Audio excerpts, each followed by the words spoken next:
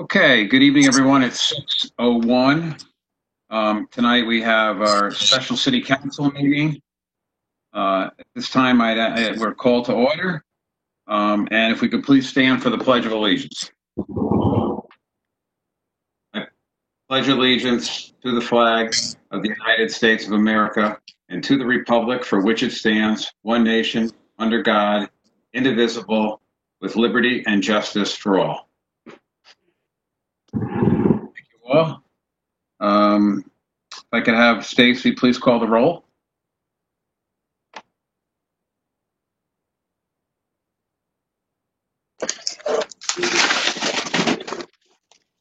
Councilman Gary Donovan.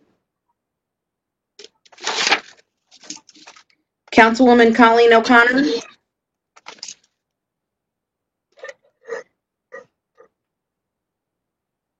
I see her, but she's away from the phone. Councilwoman Bridget Hosky. Councilwoman Bridget Hosky, 1st District, present. Councilman William X. Conlon. Councilman William X. Conlon, 2nd District, present. Councilwoman Elizabeth Johnston. Councilwoman Liz Johnston, 3rd District, present. Councilman Mitchell Galagnano. Councilman Mitchell Galagnano, 4th District, present. Councilwoman Robin Hamilton.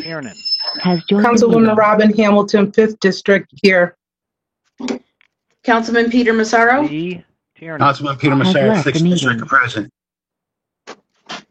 Councilwoman Trenae McGee. Councilwoman Trenae McGee, 7th District, present. Councilwoman Crystal Finelli. Councilwoman Crystal Finelli, 8th District, present. Councilman Robert Bruno. Councilman Robert Bruno, 9th District, present. Councilman Barry Lee Cohen. Councilman Barry Lee Cohen, 10th District, present. And Chairman Ronald Quagliani. Councilman Ron Quagliani, Council at Large, present. So we have a quorum. Thank you, Stacy. At this time, I'll take a motion to amend the agenda to add public comment. Motion. Motion. Motion by Councilwoman Hosky. Is there a second? Second. Second by Councilman Galagnano. Any discussion on that? Seeing none, all in favor? Aye. Aye. Any opposed? Motion carries. Thank you. We'll add public comment as number 5, and then drop the rest down. 5 becomes 6, 6 becomes 7, 7 becomes 8. Before I ask the clerk to read the call of the special meeting, I would just like to take a minute. Over the last week, we've lost 3 public servants and longtime citizens of West Haven that I'd like to take a quick minute to acknowledge. First off is Robert Bob Marazzi. Most of us know him as Texas Bob. Passed away this week. He was a great community member, very pro public safety and fire department. And I just want to offer our condolences to his family at this time. Also retired Captain Robert Proto of the West Haven Police Department. Passed away suddenly this week. Bob had a distinguished career with the West Haven Police Department, serving in many ranks all the way up to captain, and served on many task force. He was definitely a great asset to the community and the police department. And longtime electrical inspector Al Stamantine as well passed away this week. 30 years as the city's electrical inspector. Longtime West Haven resident, sat on many boards and commissions for the city. Another person that exemplifies community.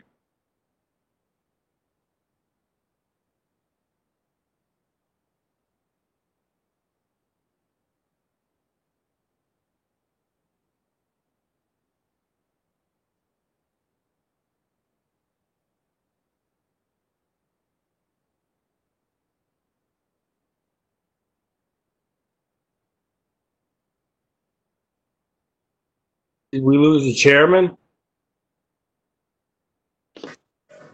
Evidently. Thought it was just me. Nope.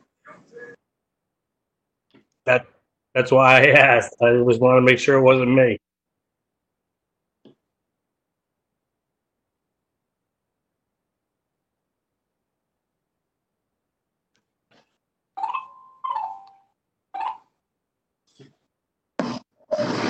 It shows that he has low bandwidth.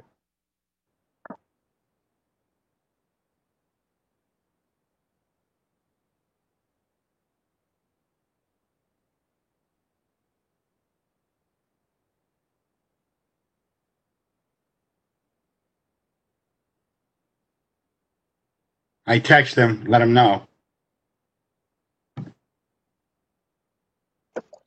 He said, hang on. Technical difficulties.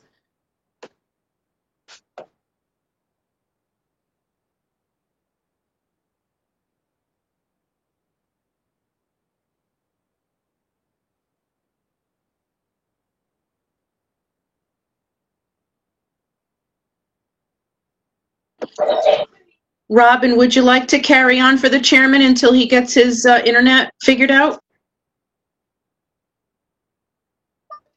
Sure, I'm gonna have to catch up. We are at the call of the special meeting, and I'll be reading that into the record.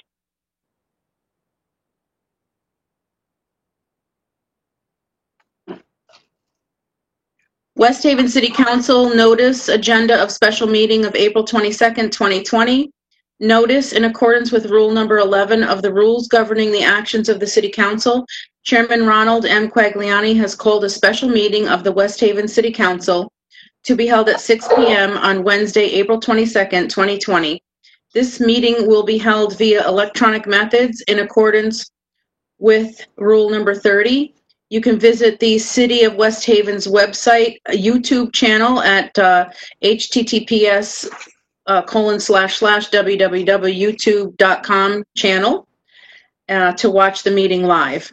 The purpose of this special meeting is as follows. Discussion and action on Governor Lamont's Executive Order 7S, Item 6A/B, suspension and modification of tax deadlines and collection fees.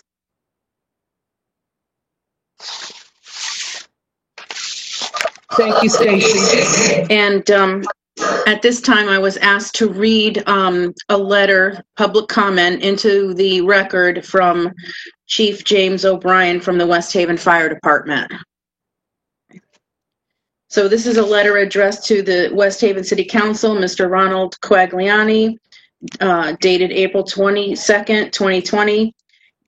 Chairman Quagliani, we are writing you today regarding Governor Lamont's Executive Order 7S, Item 6, in parentheses A/B, suspension and modification of tax deadlines and collection fees. It is our understanding that the governor's executive orders require our fire districts follow the tax deferment or low interest loan program that the city adopts. If the city chooses the tax deferment program, and therefore taxes are not due until October 1st, this may result in a shortfall in revenue for the fire districts and the City of West Haven. If this is the case, we would expect the City of West Haven to issue tax anticipation notes to address any shortfall of revenue. This is what other communities considering the tax deferment program are preparing to implement. We further understand that the Governor's Executive Order 7S authorizes the city to issue tax anticipation notes to fund operating expenses.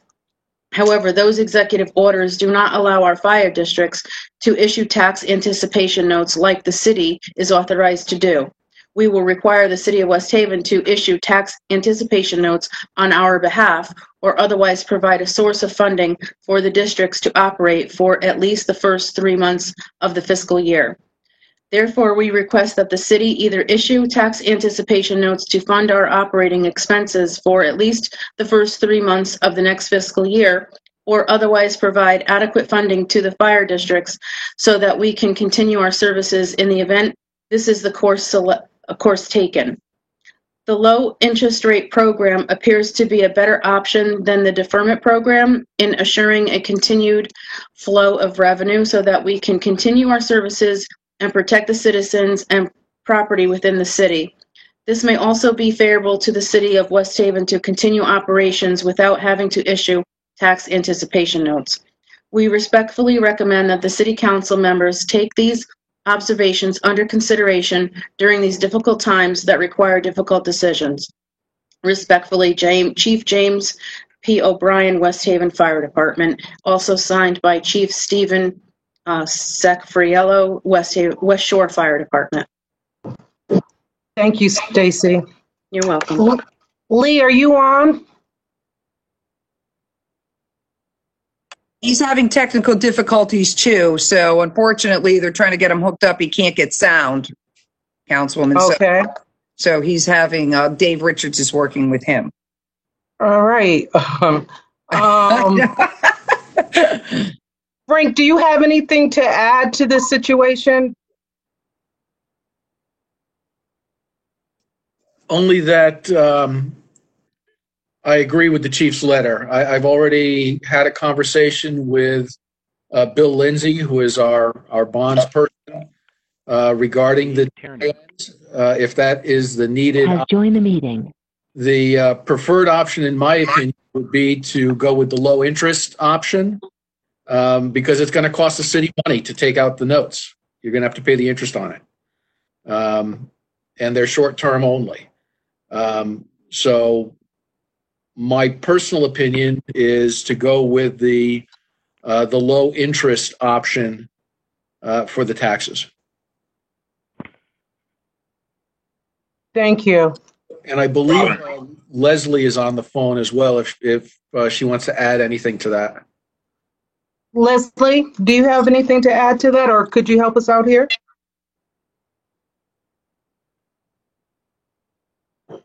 Leslie, I'm on the call. Lee Tiernan, Corporation Counsel. I'm on the call as well. Okay, Lee. I don't hear Leslie, so if you can just give us information, we'd appreciate that.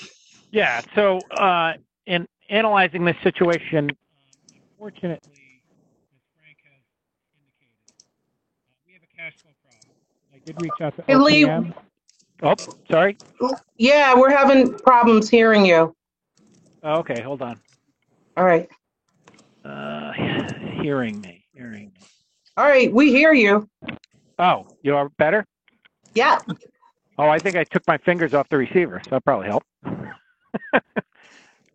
Okay, so I reached out to OPM, and there are some options that might be available to a business on cash flow aren't available to us. Any options that involves bonding requires OPM approval.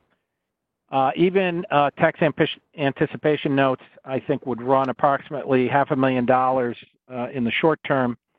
If you're figuring an interest rate of 6% per annum over the 3 months, which is about 2%, and then a closing cost on the bond deal of $250,000, which was not in the budget that was presented to you, so the money doesn't really exist to pay for those notes, although I suppose you could borrow more to cover the closing cost. But tax anticipation notes are problematic because, as you might imagine, once COVID hit, the municipal bond market tanked really bad. And excuse me, Robin, can I interrupt for a second? Yeah. Could we maybe make a motion for a recess for 3 minutes until we get everybody up and going? Because everybody's very cloudy going in and out. We have no chairman. I didn't know if we should make a motion just to hold for 3 minutes. Okay, did everybody hear? Was everybody hearing what Lee was saying? Not me. I was going in and out. Yeah, well, let me see. Well, why don't I try this? I could hear Lee fine. Yeah, I was able to hear him too. I'm at maximum volume. Okay. I don't know what else I can do. Let me try speaker if that's better, but I would think that's worse. Hold on. Is that better or worse? I hear you, and the chairman is back with us. I hear you fine. Yeah, I can hear him now.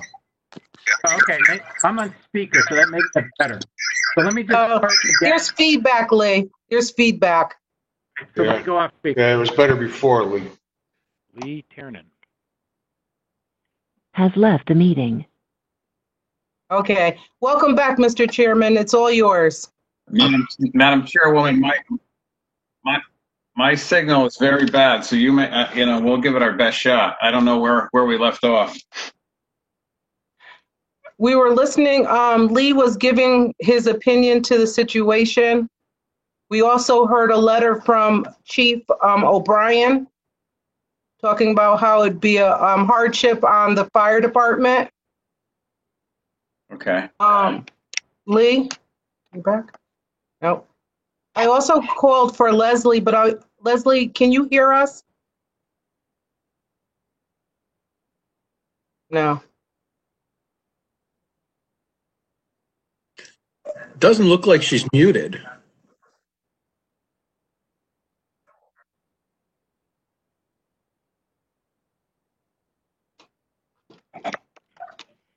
Lee Tiernan. Has joined Welcome the back, meeting. Lee. Sorry about that. All right. So first, I guess, through the chair or the vice chair is ever chairing the meeting at this point. Can everyone Who's hear me? that? This is Attorney Lee Tiernan. Hello?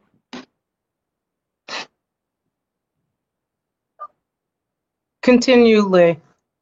Okay. So we have, as Frank described, we have a cash flow situation. Yes, Lee, well, I can hear you. Okay. We take prior figures as to what kind of cash comes in prior years. We anticipate what this change would, how that would affect the cash flow. The high end is $25 million. If we floated at tax anticipation notes, people should be aware that the COVID crisis caused the municipal bond market to tank. It forced the Fed to give liquidity to banks so that banks can count municipal bond assets toward allowing their balance sheets to slide. This bolstered the municipal bond market slightly, but there's still a red flag on cash flow issues. So even floating tax anticipation notes for a cash flow issue is going to be a red flag. We're going to get the worst rating. We're going to get the worst interest rate. It will likely affect our bond rating negatively. It will cost about $500,000 just to float the notes, even in the short term. That's not money that we budgeted. So it doesn't seem like, and I've reached out to other resources, but unfortunately every resource I reach out to, even the bonding would require OPM approval. I've reached out to OPM and have not received approval for any alternative cash flow solution. So we could, and yeah, we've even looked at not paying bills or holding back on money, which is not optimal. But even if we did that, I can only find about $6 million legitimate dollars that we could actually count on not using. So that really doesn't come close to the 25. It's not even half of the 25 million you might be comfortable with, but not a quarter of it. You could get to a real crisis. So unfortunately, and there's another community, Shelton, they came to the same conclusion. For reasons of cash flow, it doesn't look like the deferment, 90-day deferment option is available to the city, which leaves you with the low interest option. And so that is why I am suggesting that a resolution approving the low interest option is the one that should be approved by this council. So, Madam Majority Leader, I may go in and out, heavy winds and whatever. So if you lose me, feel free to jump in. Thanks for taking the lead.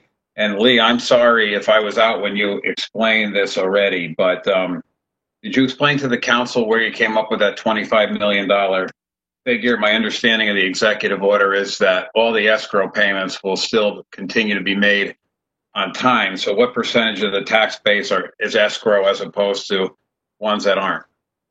Based on our data, 50%.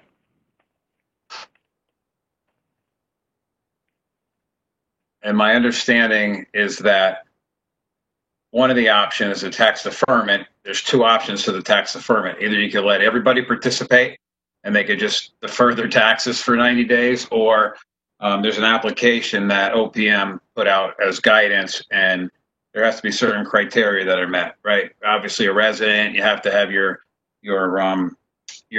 income diminished by 20% or more. and there's a couple other criteria. I'll open it up for council questions. I just, my thought is that I see other communities that are deferring, especially communities that, I argue that are similar in similar financial situations. Like, for example, our neighbors in New Haven or Hamden, they've passed tax deferment. So how are they doing that? So New Haven is going to, in their resolution, they've already indicated, and through press releases, they've indicated that they're willing to float tax anticipation notes. So they're recognizing they're going to have a cash flow issue, and so they're going to float tax anticipation notes, which I said, well, we could probably do. We'd probably have some sort of buyers. It'll probably lower your bond rating, although I don't know if it could get much lower, but it would lower your bond rating. It costs a minimum of $500,000 to do that option in the next budget cycle. So in order to take advantage of one of the options the governor mandated, they're not going to hold the communities harmless. They're going to penalize us for trying to meet the needs of the residents and the taxpayers. Is that accurate? Well, I wouldn't phrase it that way. I have not had success in getting OPM to either backstop us or front us liquidity to make sure we don't have a cash crunch if we implement what the governor is seeking us to implement and what, as you have said, other communities are implementing around. I mean, Hartford hasn't, as far as I know, Hartford hasn't weighed in. So there isn't a MARB community that's passed the deferment, but obviously, unless I get something certain, I can't provide advice to the council that an option's available to you. The city burns about $2 million a week. And if you don't have the cash to meet that, or even if you're meeting only half of it, you're losing $1 million a week, and that money's got to come from somewhere. Yeah, the first quarter cash out the door is typically around $60 million. Now the other issue is there's a $5 million bond payment, and without explaining the nature of things, because I didn't want us to hit our bond rating, if you call the rating services, what they'll tell you is if you even seek deferment of that bond payment, that will be reported. That is a red flag, because the reason why we'd be seeking it is the other word comes up, cash flow. And cash flow is one of the markers for lowering bond rating and for telling Wall Street there's a problem, which would affect future bond sales. Don't forget that we anticipate having a future bond sale for the high school. So there is a calculated challenge if you start engaging in activities that might lower your bond rating. Okay, I'll open it up to the council. Does anybody have a question for Lee or Frank or Councilwoman Hosky? Thanks. So I have a couple of questions. I work in an industry where we've taken on the slogan of doing no harm, and we may not like to call what is being done to us as not inflicting harm on us, but it essentially is, in my opinion, because we are going to be forcing our residents who are losing their jobs hand over fist, and unemployment can't keep up, to pay us a tax bill that they can't afford. So I look at it as that we are going to be doing harm. I look at it as that, if our bond rating takes a hit, then they're doing us harm, because so many other programs and things are being done where people are not being affected. But so because we're a municipality, we're going to be impacted, but supposedly Join the meeting. It's in turn going to be impacting our residents. I don't understand that. So 50% of our mortgages, 50% of our taxes come from people directly, not from mortgage companies. I find that staggering. Like, that number is like really large. How exactly were we able to verify that? Okay, so I got that figure through the tax office. Not everyone who has a mortgage has an escrow account. So the way the legislation is written, it's the payments that have escrow accounts, and it's only people who are current in their mortgage that get the benefit of the escrow account payment.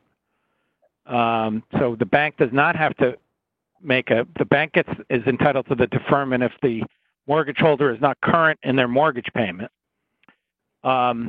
But yes, based on our estimates, not every commercial property has tax escrow payments if they have paper on their property or mortgages on their property. And there are properties in this community where mortgages are paid.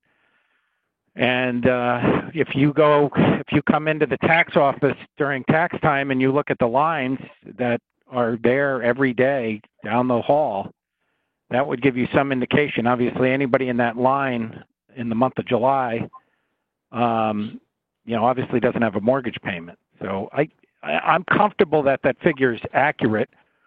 You could argue over the accuracy of the figure, but that's fine. Then we'd have to somehow figure out with all our properties how to get an exact figure and then try to anticipate what the number would be.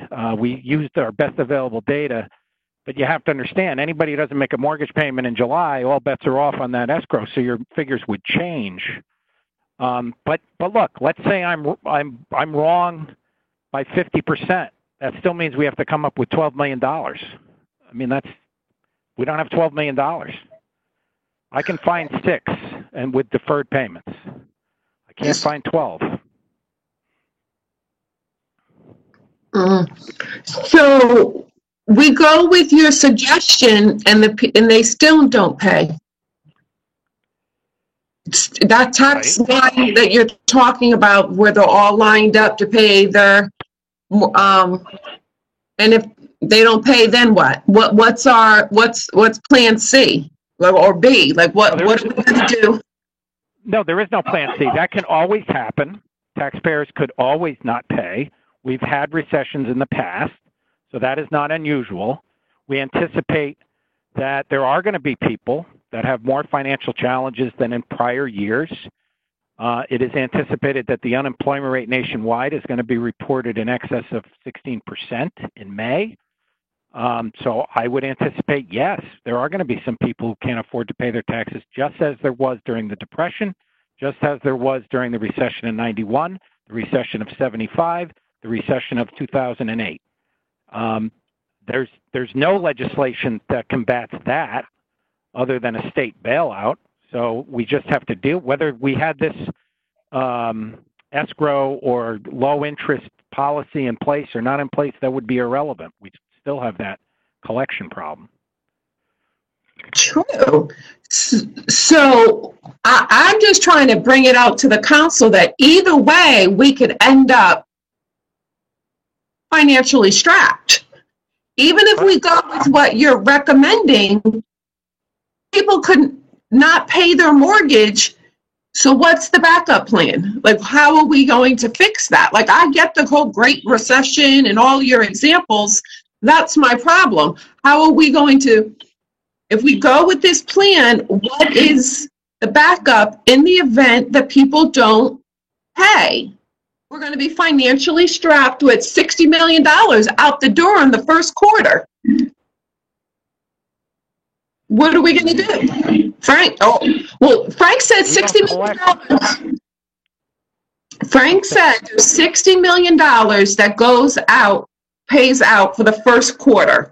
If people do not show up to have that really long line out the tax office, what are we going to do? What's the idea? How are we going to come up with that money? So we vote tonight and we say we go with your plan. What would we do, Frank? Where are we going to get the money from? The only option are the anticipation notes. That's the only option. So we could still, after we, let me still have the floor with all due respect. So what you're telling us, and I just want to make sure,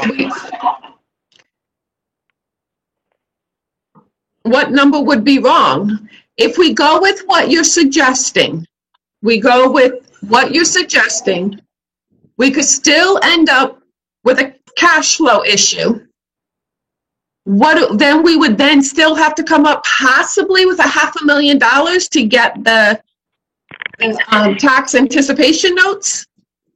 Well, in any year where you had a cash flow issue, that's what you'd have to do. That's what any municipality would have to do, unless, as we are in the MARB, unless MARB were to backstop us because we had a cash flow issue, which they recently did with the town of Sprague.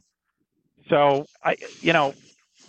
this could happen. I mean, financial crises happens, and the city of West Haven has continued to operate. So you plan for your best scenario, and you plan for what you know happens. This is new, different. We haven't had a crisis like this in 100 years, so it's harder to predict it.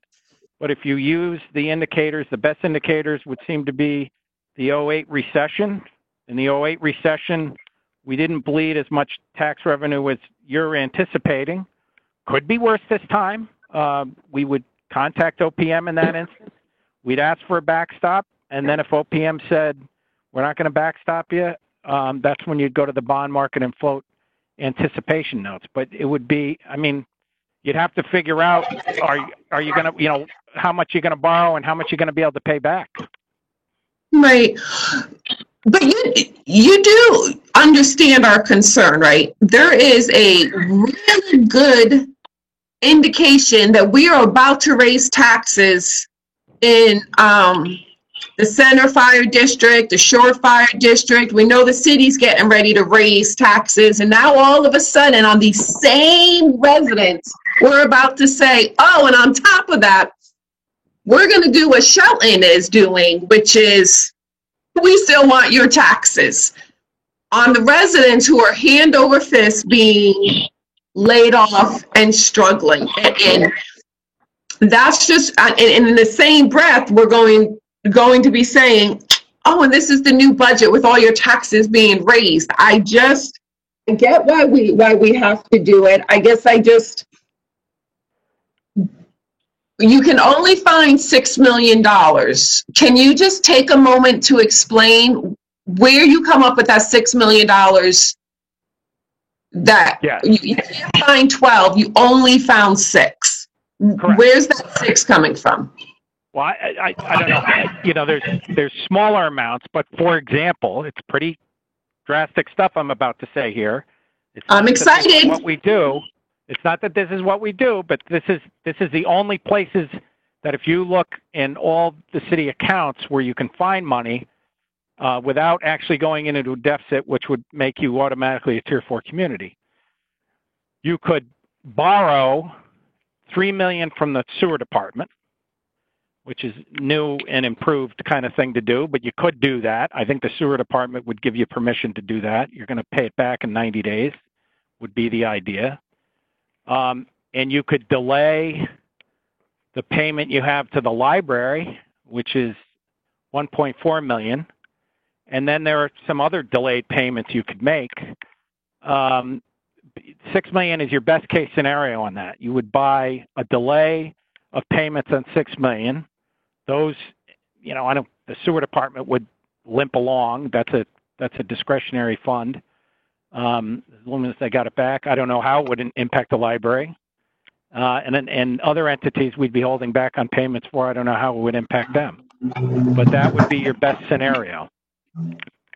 So have we, and I'm just asking because I don't know the specifics, but the loans we have or the bills that we have, I know utilities right now are not shutting off.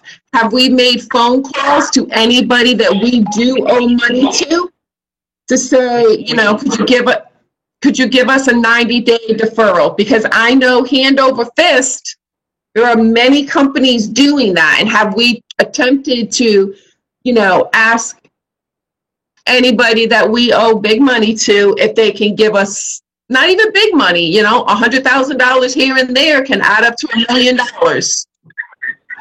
Okay. Have we been thought to try to do that? You could delay utility payments. I'm assuming they would give you permission, but it's just not enough money.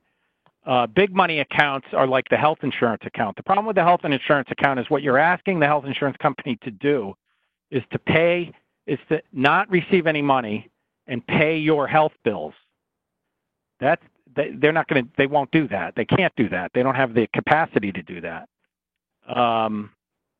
You know, that's really where the big money is, and the $5 million bond payment. The problem with the $5 million bond payment is even requesting it causes problems with your bond rating. Just saying, oh, we have a cash flow problem, can we delay our payment?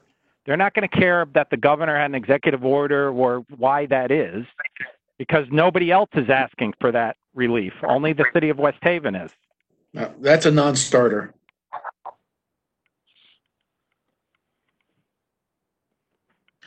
Thank you, Chairman. Thank you, Councilwoman Hosky. Councilman Cohen.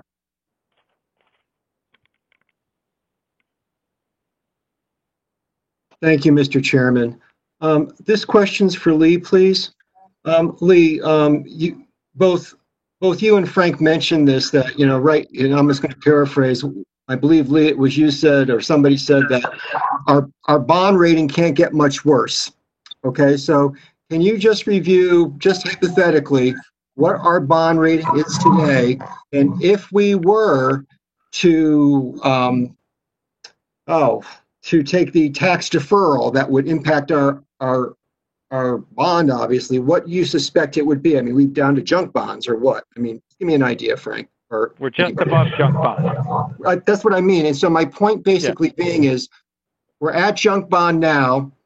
We can't get much worse in terms of how much worse are we going to get if we do the tax deferral. So our credit rating stinks now. I hate to say that, you know, at least in the bond world. It'll continue to stink after. Yes, we've dug ourselves a bigger hole.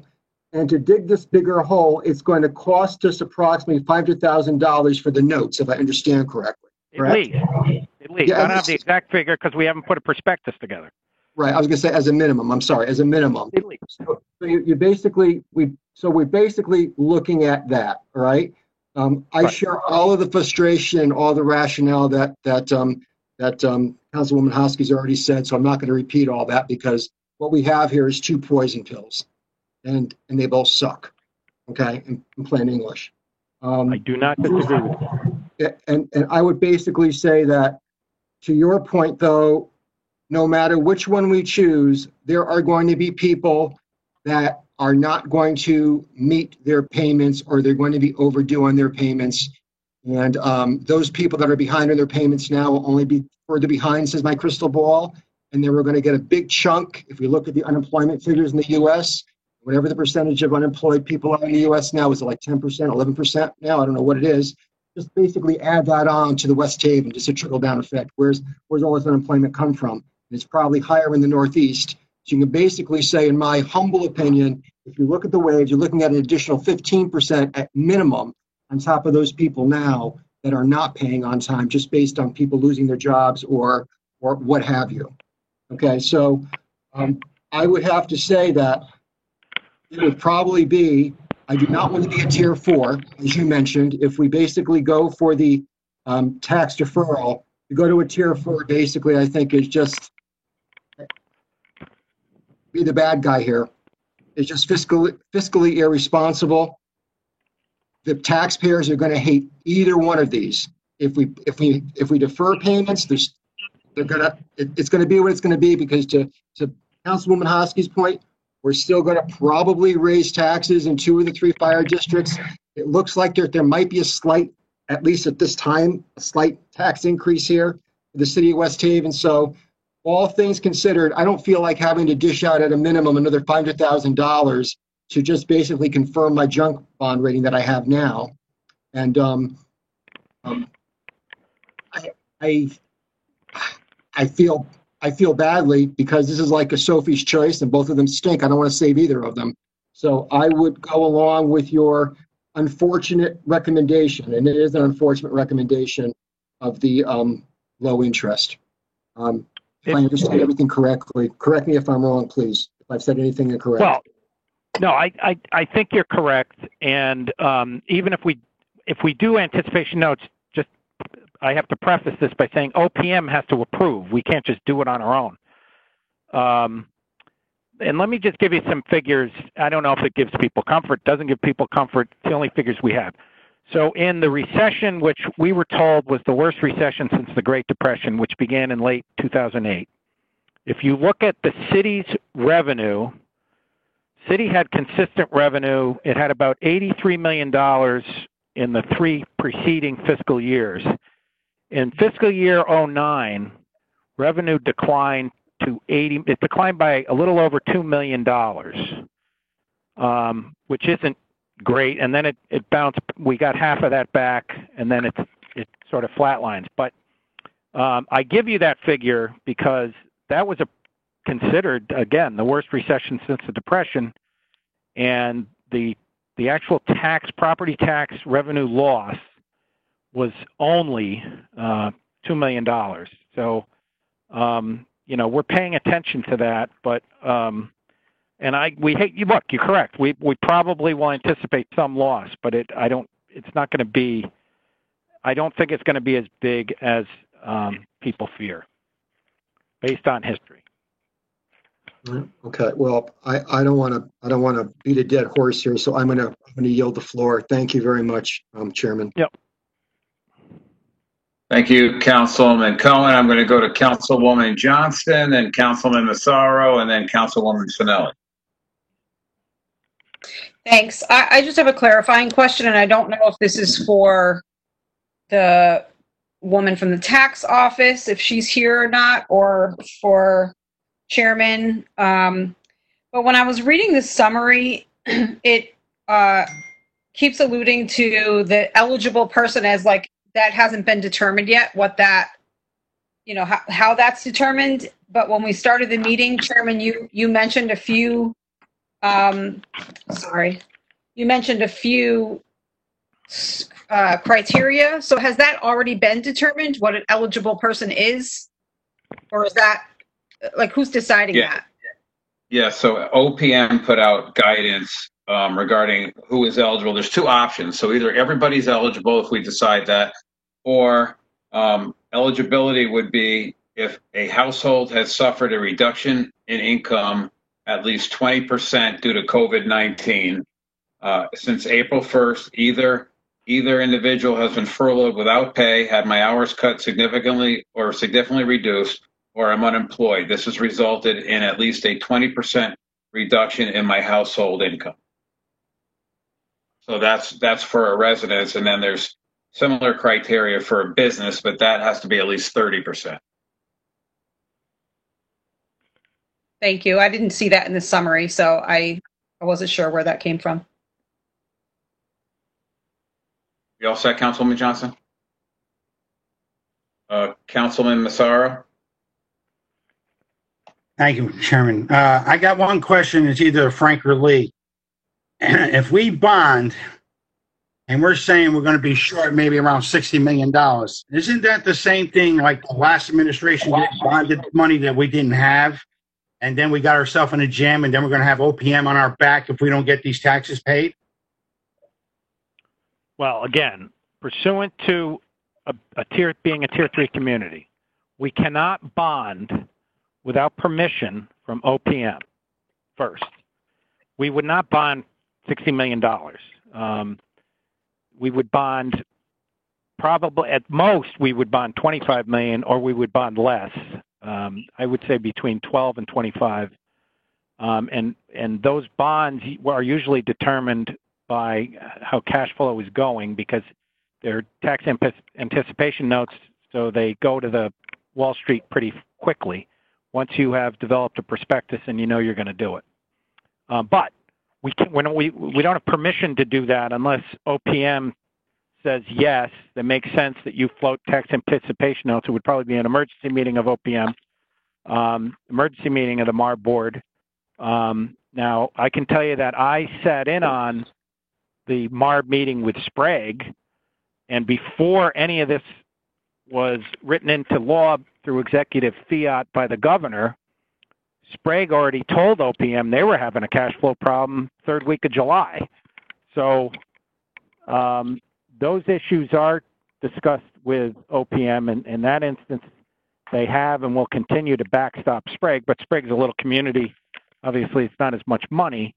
So I don't want to say that OPM wouldn't help us, wouldn't backstop us. I don't think they want us to go into Tier 4.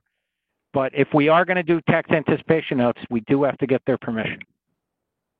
So if we take out the low interest loans, we still got to get their permission too? The loan is we have to do it by tax anticipation notes or short-term bonding. So that's why we have to get their permission. So what Bridget was saying, Councilwoman Hosky was saying, if people don't pay their taxes and we're going to become short, is OPM going to be knocking on our door again? That's my whole thing, because I don't want to see them people anymore. So what's going to happen in July, in part because of COVID and in part because of this fiat, what's going to happen in July is Frank and I will meet probably twice a week about how this is going and if we need to trigger a problem. And the first trigger is an emergency call to OPM to say, hey, here's where we're at. But that trigger would be if we anticipated a cash flow problem such that, we couldn't meet payroll, because if we didn't meet payroll, then you're violating a labor ordinance about, paying people. And that's when OPM would have what they did for Sprague was, they had an emergency order to backstop Sprague and make sure that payroll was met. And I would anticipate, at least initially, the same thing. And then they might say, all right, now you got to do tax anticipation notes. But it would be, if that occurred, that would mean Frank and I are calling OPM and trying to make sure that they understand the gravity of the problem and that they're going to provide a solution. All right. Okay. Thank you very much. Thank you. Thank you, Councilman Massaro. It's Councilman Spinelli and then Councilman Bruno. Okay, thank you. So I know that there's a lot of feedback. I don't know. Yeah, hold on. Mr. Gladwin, can you put yourself on mute? Okay. I took care of it. Well, that Thank helps. you. So it is possible to do a combination of both the low interest and the deferment, correct? Some towns have approved both, yes. So for people to get the low interest, are there certain criteria that they have to meet to be eligible for that as well, or does that just apply to everyone? Because not everyone, there are people, I'm grateful I work for the Board of Ed, so luckily, my income has not been affected so far anyway by this. So, I don't think everyone, I'm sure there are an overwhelming number of people that are going to struggle to pay their taxes, but we do have some people that probably don't need this extra help. So would the low interest rate, would they have to meet certain criteria to be, to qualify for that? Yeah, the way I read the guidelines, and the chairman can correct me if I'm wrong, but according to their guidelines, the low interest program does not require taxpayers to qualify on the basis of eligibility criteria. So even does not require. I'd see it. You could argue that you want them to require to meet it. I would think it would make sense to do that, because like I said, not everybody necessarily is going to need that. And also, do we know, I know some departments, like last week, Superintendent Cavallero said, the Board of Ed is expecting to have a savings. He wasn't really sure exactly what that number would be, but from the schools all being closed for these, past few months, there is going to be some amount of savings. And I would assume other departments might be in a similar position. So would that money, I mean, do we have any idea at this point how much money we may be saving from everything being shut down right now? And would that make a difference in this? No, but we anticipated savings. You're correct. I would guess, I mean, and this is new, different, doesn't really, you can't really adjust and think about this in terms of any other time in history, especially as Board of Ed relates. Now, Board of Ed isn't saving as much money as they would have because the governor's mandating that they keep certain things open and keep certain people paid. They have been providing school lunches and so on and so forth. That being said, yes, the Board of Ed, I would say a grand slam on money back from the Board of Ed would be $1 million. And then, you know, the city's probably going to end the year with some surplus. But again, it still doesn't get you. I wouldn't be comfortable doing the 90-day deferment unless I knew, and you might still have to do tax anticipation, but if I knew I had $12 million I could count on for cash flow, then I might have some level of comfort to go forward. But we're not even close to that. Even if I counted, let's say $1.5 million in surplus funds from both Board of Ed and the city, all right, so that gets you to $7.5 million. You're still, you know, $4.5 million short. I mean, and when I say short, I mean you can't write a check. I'm talking about really the cupboard's bare. We probably, I'm sure the answer to this is no, but have any idea the percentage of people that would qualify for the deferment? For the 90-day deferment, if we put an eligibility criterion? Yeah. Yeah, I mean, again, all you can do is extrapolate this. I mean, you got an unemployment rate. It would be, I'd have to figure out what data criteria I'm going to use to try to figure that out. Well, I mean, also people who are on unemployment, though, they're getting that extra $600. So I would think even some people who are on unemployment might still be able to pay their taxes. Like I'm hesitant to say, yeah, we'll just go solely with the low interest. And then the people that are really in need, that are really struggling, don't get the deferment when, you know, if we can kind of come up with some sort of tier system where the people who really, really need it, we can defer it. But the people that, you know, kind of help people that get by with just the low interest rate, we give that to them, but, you know, not to everybody, because not everybody is necessarily going to need it. Here's the problem. As I said to you, the figures from the 2008-2009 recession, you saw a drop of about 2.35 million in property tax revenue, which on a revenue base of 80 million, what's that? That's about 3.5-4% of revenue. You know, in the overall scheme of things, if that was the worst hit we took through this in terms of people not paying their taxes, I think we, you know, 3.5 to 4%, I'd say we got out pretty well. You're right. People are getting, you know, people didn't get $600 backstops on their unemployment then. There wasn't any payroll protection plan then. Some of these different mechanisms didn't exist.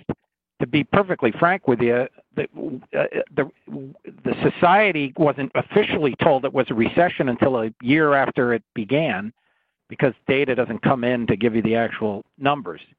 But that being said, you know, obviously people got laid off in that recession. That was, again, it was the worst since the Depression, and we lost 3.5 to 4% revenue. If we could count on that, that's, you know, that would be a lot more doable number if we knew that. We have people that pay their taxes in June if you give them the opportunity to. The taxes aren't even due. The taxes are due, no penalty, July to August.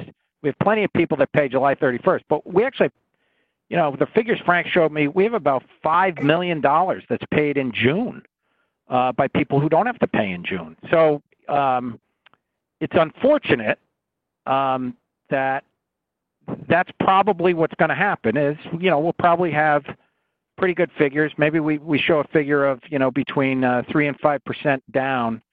But unfortunately, I can't count on it, and you can't recommend a policy, and then the next, in July, we're about to, ask for a backstop because we can't meet payroll. I mean, unfortunately, what the other communities are doing, the reason why they have such ease. Let me give you an example of Fairfield. The town of Fairfield is just putting their money in an interest-bearing account when they get tax revenue. They have so much surplus, they don't even need it. So whatever tax they get in the short run is gravy. A lot of other communities are able to tap resources. New Haven's just saying, fine, we're just going to float tax anticipation notes. That's fine. Bridgeport has had a prior history of doing that, repeatedly floating those notes. A tax anticipation note, the only time I would recommend floating it is, let's say we had a lawsuit like tobacco litigation or whatever. If we were about to get if I knew that we were just waiting for a check, we were about to get a $10 million check and we needed to do something like this, I would say absolutely float the money. We know the money's coming in. It's not a problem. So you lose $500,000. So what? So now our settlement's $9.5 million. That's not the situation we have. What we're telling Wall Street is we have a cash flow problem so bad in July because the governor did this, because we have no rainy day fund, we have nothing, that we have to float tax anticipation notes. That's a bad message to send. I don't think the market for municipal bonds is it's not what it's gonna be. Like I said, it already tanked in March. It tanked so bad that the Fed had to backstop it. So I just don't think, unfortunately, first of all, as you've heard, it's a route we might have to take regardless, right? I mean, if it's really tragic, if revenues are really tragic, but you can't just go down that road, given what we've been handed. We haven't been handed a lot of time on this. We weren't handed any options on this, and OPM didn't propose this with any money behind it. So it is what it is. But in good conscience, I don't think we have any other choice but to do the low interest option.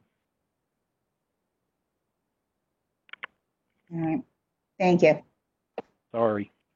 Thank you, Councilman Finelli. Councilman Bruno? Thank you, Mr. Chairman. So for the taxpayers, if we approve a low interest, can we add the following to the resolution: to ask the tax office and the corporate counsel to come back to the council within 90 days with a plan to abate the interest for those affected by the COVID-19 who qualify, right? Maybe it's a little compromise if we were to look at it from that standpoint. To abate, you mean to abate it completely? Councilman Bruno, are you talking about abating the interest completely to zero? Yes. Hello? Oh. Yes. Yes. That's a mechanism, as you don't get that many of them, but as you know, you have a tax abatement process. And if we wanted to, that would be about giving people information and streamlining a tax abatement process. So I would say this, with the cooperation of the council who approves that, you would approve it. You'd have to approve that. But I think we could we could get the information out to taxpayers if that's what the council desired. And B, I think we could streamline an abatement process that would allow for what you described.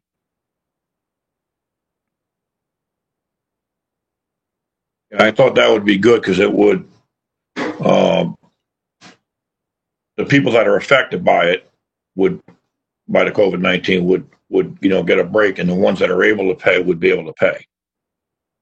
Yeah, the only proviso I'd make is, as the counselors that have worked on the tax abatement process, I mean, you're going to have to look at, I don't know, we probably can't, we're going to have to figure out a way to minimize the data we look at, because if we have too many, it's going to be too hard to do.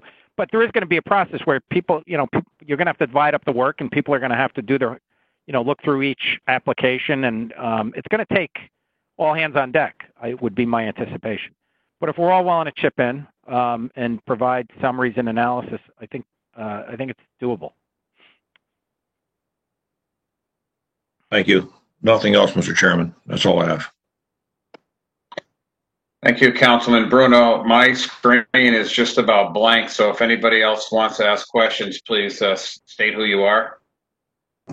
Councilman Gary Donovan. Okay, Councilman Donovan, go right ahead. Yeah, Lee, I'm actually second that what Robert said. If we can help any of our residents out with the abatement, like I said, there are a lot of people still that can pay, and which is good. It's just those that are hit really, really hard. For them to come up with extra money, it's a really big strain on them. So if there is any way we could look at that, with what Councilman Bruno said, I'm actually for that. Yeah, just so you know, Councilor Donovan, I mean, when taxpayers aren't paying, believe it or not, the tax office does reach out to people to find out what's going on generally anyway. Because prior to us, like selling our tax liens or getting into an adversarial process on collection, we do try to reach out and try to, well, not we, the tax office on behalf of the city tries to reach out and solve those problems. So I think we can communicate, if we have people in difficulty, we can communicate that this is available to people. And we have a lot of various sites we can do that. So I think we can get the word out, develop a plan so that we can streamline it. I think the current abatement process is probably a little too cumbersome for what we're thinking about here, but we'll have to do that. So I think it's doable. And that wouldn't affect our bond rating, as wonderful as our bond rating is, because we're not bonded, correct? No. The cash flow does, of course, but cash flow. If you Googled cash flow municipalities bond rating, you'll come up with places that go bankrupt and Wall Street going nuts and whatever. So cash flow is just a bad word. Cash flow, municipal, and bonds, it's just words that shouldn't go together. But this is not that. This is just simply saying, hey, we have a special occasion here, and we're developing a program to try to, you're going to meet us halfway, taxpayer, and we're going to try to help you get to the finish line. All right. The only thing is just curious as to what the other council members may feel about that as well. So, thank you, Chairman. Thank you, Councilman Donovan. Lee, let me just tap onto that. So that's that's definitely a different idea, and I think that's something that we could discuss as a council. But tonight we have to pick between one of the two plans that are outlined in the governor's executive order, correct? Yes, that the executive order mandates that we, the city of West Haven, notify OPM that we've picked one or both plans that the governor's mandated. Now, I suppose we could legally challenge his ability to order that, but I don't think that's a good look either, because one or either plan benefits some taxpayers. So I think I guess we could legally challenge it after you approve. You could do it because you had the gun to your head, and so now you want to challenge it. Yeah, I mean, I'm not looking to challenge. I'm just trying to identify, the issue for this evening. We're supposed to let them know. Oh, I'm sorry. Go ahead. No, we're supposed to let them know by April 25th. Okay. Again, my screen is just about blank. Is there any other council member that would like to ask a question? Say that again? Just really quickly, can I ask? Oh, you weren't talking to me. I'm sorry. Yeah, go ahead. So that is 3 days away.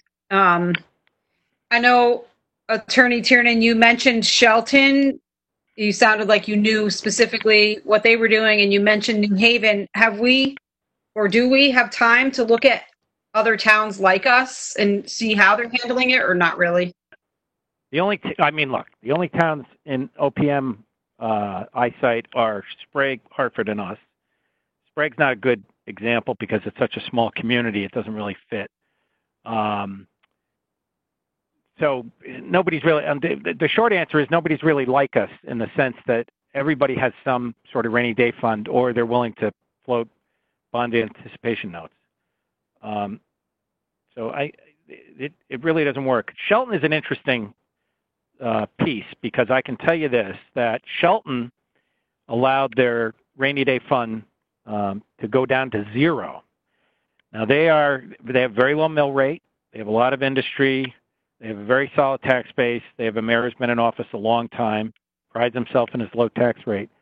But he got a warning letter from OPM saying, what are you doing? You got to have some sort of rainy day fund. And he basically told them, mind your own business. But what happened is when this came up, he had to admit he doesn't have the cash flow to do the 90-day deferment either. And that's a guy, he's a Republican. He's very tax adverse. Their mill rate is 22.6, I think. Someone who I'm sure would like to give any benefit to a taxpayer, but he had to recognize that he let his rainy day fund go down to zero, so he's got no wiggle room. So oddly enough, as fiscally sound as Shelton might be, budget-wise, they're in a very similar place that we are. And if you read the minutes of their meetings and the resolution, it reads kind of like ours. They just don't have the cash flow to do what they'd like to do.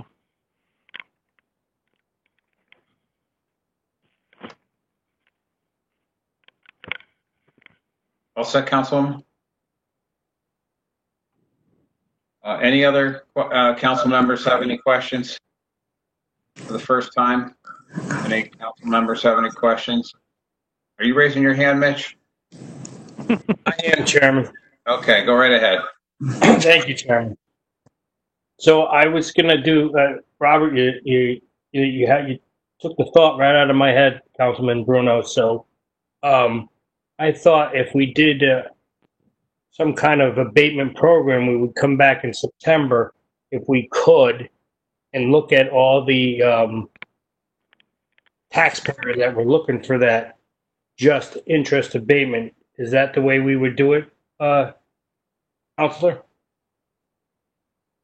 Well, yeah, I think if I don't know that you need to do, you already have a tax abatement program, so I don't know that you need to do anything formal. What we would need to do is everybody, I think the chairman would need to appoint maybe one or two people. We'd have to set up a different system because we'd have to anticipate that we're going to have a lot more applicants that have to be reviewed. And I think it would be a two-stage, to make it easier, it would be a two-stage process where you guys are part-time, and so, basically donating your time. And so I don't think it's fair to say, come in, work a 12-hour day to go through a bunch of applications. I think what we would do on the city side is have a preliminary review, create a summary to try to make the process easier so that we have applications that can be reviewed more quickly. Because I don't think if I just say, all right, city council, here are all the applications, you're going to have a tough time if we have an overflow of them. The second part of that is I think we would set up guidelines that might be a little more favorable than, prior evaluations in this short period, right? Till we get back to some level of normalcy. But that's what I would anticipate doing. Okay. And the other thing is, as the chairman knows, I'm going to continue to look at a private sector partner or assistant to try to give us some relief in this area. I would tell you that people might remember the Cash for Clunkers program if they were sitting around during the 2009 recession. And what happened was when that program ended and people missed out on it, there were certain car dealers that did their own Cash for Clunkers program. So I have the optimism to think that we could partner with somebody who would say to our taxpayers, I'm going to pay your taxes and then, you're going to reimburse me on sort of a 90-day note that's going to be favorable. I'm still working on that. We had a banking RFP where we're interviewing and reviewing with certain banking institutions, so I'm still hopeful about that. So, Lee, Councilman Galignano, you all set? Yeah, I'm all set. Thank you. So, Lee, I want to follow on that. So, where I get a little bit confused, so the the low interest tax program, that's the option besides deferral. That basically is for people that can't pay their taxes on time, and we drop the interest rate from 18% a year to 3%. But it's only during that 3-month period, right? So 90 days, that would be 3/4 of a percent. of interest, so that then we would go back and look at those people through all that paperwork to see if we could abate 0.75% of interest? Well, that's what I thought people were talking about. And they may be. That's why I'm asking. Maybe you're the wrong person to ask, but is that, I guess, Councilman Bruno or Donovan or Galignano? Is that what the goal is? Yes, Mr. Chairman. Agreed. In other words, I think what they're saying, Mr. Chairman, is in a backdoor way, we'd get the 90-day deferment on some level by doing that. So, Lee, what about the ECS grant? Getting some of that ECS grant early and using that money? New Haven indicated that they're going to seek to do that. The problem with, and that's fine. The problem with doing that is we have a deadline of the 25th, and I got to wait for the Board of Ed and OPM to say, yeah, we're willing to do that, and we're willing to divert the money to cover the cash flow issue. In addition to that, not that I don't think they do it, you got to get the Board of Ed to approve it, because once their budget's set, it's their budget, it's not our budget. It also gets complicated because, I don't know how New Haven's getting around the fact that, New Haven's an alliance district, we're an alliance district. That seems to be a pretty easy flow of money. I don't know how quite they're getting around it, but they did mention that. Unfortunately, I reached out to people. They didn't. Maybe if you had 3 months to implement this, it would be better. But we had, a couple of weeks. So I don't have authority from the State Department of Education that they will first they have to advance the money ahead of time, and then they'll let us use it in that fashion and then reimburse. We don't have permission to do that yet. Okay.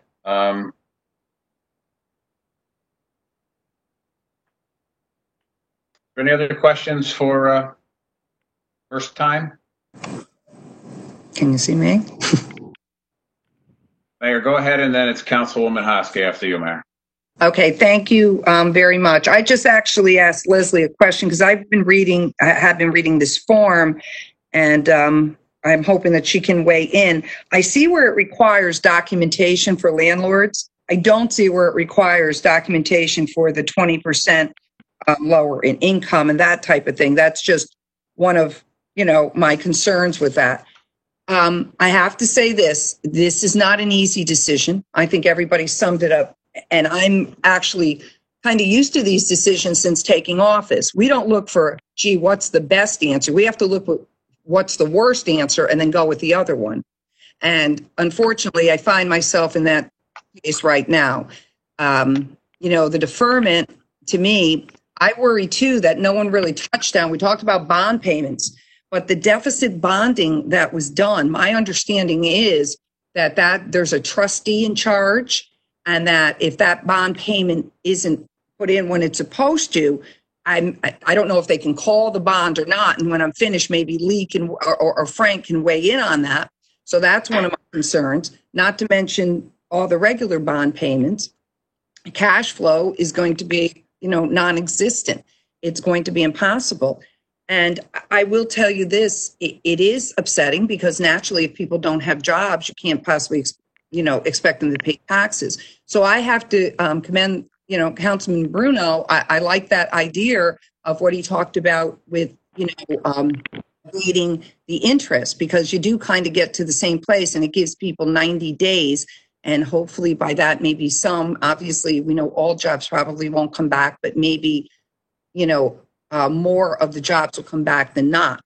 To me, I don't see any other way of doing it. And I think that Lee explained it best when he said, and Frank, and I also have to defer to Frank Chaplinsky, who is our finance director and advises against this right now, because once we do something like this, and as I know Councilwoman Johnston asked, could we kind of look at the other things? We really can't, because today's the 22nd, so tomorrow's the 23rd. So, again, we wouldn't have enough time to call a meeting and get everything looked at before the 25th, before we have to report to OPM. I do disagree with, and I don't remember who said it, that we're, like, there's others in the same financial condition as us. I do disagree with that. If they were, they would be in MARB as well. And I know there are some that say they're going to get there, but they're not there yet. So we right now have approximately a $1.3 million fund balance. The projections that Frank is posing now is, I believe, somewhere around a $600,000 surplus, which would bring us to 1.9. We on the city side are not saving all this money. So I think it's still pretty much around the 600,000. So you're looking at $1.9 million. That's not going to get us far. The Board of Ed, if they have money left over, did say that they would return it to the city. And I know that that's their goal. And I appreciate that. And I hope that that comes through. But I don't think it's not going to be several $1 million. It may be 1 million if we're lucky, depending on what they have to pay by the end of the year. So again, this is an extremely difficult situation. It's not an easy decision. I think it's one of the most difficult decisions. However, we have to do, we have to make a decision. And to do both, that's the other, I know that was tossed around. I don't see that's a lot of paperwork and busy work, if you will, to have to administer both. And if you have to get documentation and things like that. So that would be a difficult, stretch too, without, with the staff that we have that currently have other jobs to do. It's not only about, collecting taxes or doing deferments. Other people, like in finance and everything else, they do have assessment, they have other jobs to do as well. So again, I know I don't get a vote, but I did want to weigh in. I do understand, this is a dilemma. It's not easy. But I just wanted to weigh in on it. And I still am curious, and I don't know if Lee can answer this, but again, I'm looking at that form and the deferral program, and it just tells you check proper eligibility, which was read in. Then it talks about the landlords down lower filling out and attaching documentation. But I don't know if I'm missing it. I don't know if there's another documentation thing that you sign under penalty of perjury. I get that. But I don't know if there is another form or any putting documentation to prove it. I would hope everybody would be honest, but it should require some type of documentation if that's the way that anyone decides to go. Thank you. Thank you, Mayor. Councilwoman Hosky. Thank you, Chairman. I just want to say, Councilman Bruno, you were the highlight of this entire conversation. I loved everything about your suggestion. Chairman, I hope we are able to move forward, because the thing that I dislike most is that we come up with ideas and we say suggestion and then there's no movement on it. I have a list of things that I'm still waiting to have happen. So Councilman Bruno for the win. I think that, wow, you could have saved us 90 minutes in this meeting. But really great job. I appreciate it. And that's really all I wanted to say. Thank you. Thank you, Councilwoman Hosky. Lee, I have one more question. I know we're running long, but I don't think anybody talked about it. They could have talked about it when I was out of range here, is the fire department. And what does this mean, the deferral program, what does that mean to the fire department? Well, let me see. We had not taken over the fire department in the last recession, if I'm correct. I think I am. But who would backstop the fire department? Well, no. So I don't have tax numbers with what kind of decline they might have suffered in that period. The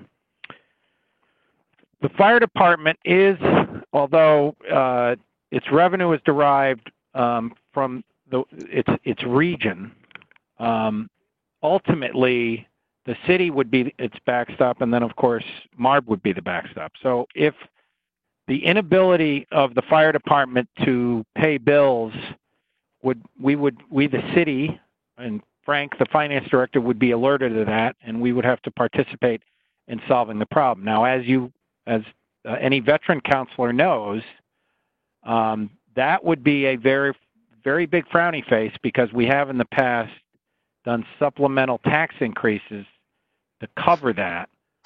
So I don't think anybody would want to revisit that. But that has been the procedure in the past. There's minimum manning requirements. There isn't a lot of wiggle room in terms of cutting the fire department or ceasing operations or even laying people off. You don't really have a lot of wiggle room there. But yes, I mean it would be the same position. We would be talking to OPM to try to seek assistance. We would be talking to OPM saying, our options are really bad and they need to help. And hopefully OPM would step up to the plate to assist in that. Okay, thank you. Is there any other discussion from the council? If the council's done, can I just weigh in because I have an answer from Leslie? Hold on there. Weigh in with Leslie's response first. Okay, here's what worries me because this is exactly, so I did read it correctly. So basically, they don't have to provide any documentation. They no only signature. I'm reading exactly what she wrote to me. And OPM is talking about removing the language under penalty of perjury. They said that today. So basically taking their word for it. Now, once again, I would like to believe everybody is honest, but you wouldn't be able to get a mortgage. You wouldn't be able to get a cut in anything. If you go to apply for any kind of state assistance, my understanding is you have to bring documentation. So that in and of itself, the deferral program is troubling, even if only 10%. I mean, basically then anyone could kind of go down if you're taking their word for it and you don't have to, you don't sign under penalty of perjury and you don't have to provide documentation. So I thank Leslie because I don't know if she's having trouble hearing. So I've been texting her. So that's why I'm trying to text. I appreciate her answer because I thought that's what it was, but I didn't want to speak out of turn. Thank you. Yes, and I'm on now. There. Thank you, Mayor. Thank you, Leslie. Any other council members have any discussion? Frank, did you have something you wanted to add? Only that your comment regarding the fire department, it wouldn't just be Allingtown, as we heard from both Chiefs O'Brien and Scaffarello, that since they have been undertaxing as well, they would be looking to us, the city, to fund their operations should we decide to defer. Understood. Thank you. Any other discussion? All right. Is there anyone like to make a motion? Councilman Massaro. Yes, Mr. Chair, I can make a motion. Saying I was going to put something into it, but I guess the mayor took care of that. I can't. But I'd like to make a motion that we go with the low interest rate loans. Second. Second. Okay, we have a motion by Councilman Massaro, a second by Councilman Conlon, Councilman Donovan, I believe Councilman Galignano. And for the record, before we have more discussion, if you'd like, the resolution would be as follows. Be it resolved that the City of West Haven shall participate in the low interest rate program authorized by Governor Lamont's Executive Order 7S, hereby delinquent and principal portions of taxes, fees, charges, and assessments due and payable between April 1, 2020 through and including July 1, 2020 are to be subject to a reduced collection rate of 3% or less per annum for 90 days from the actual date the same was due and payable, and that the City of West Haven boards, commissions, offices, and officers shall initiate, participate, and conclude tax collection activities in accordance with the low interest rate program. Again, we have a motion by Councilman Massaro, seconds by several. Is there any further discussion? Seeing none, all in favor? Aye. Aye.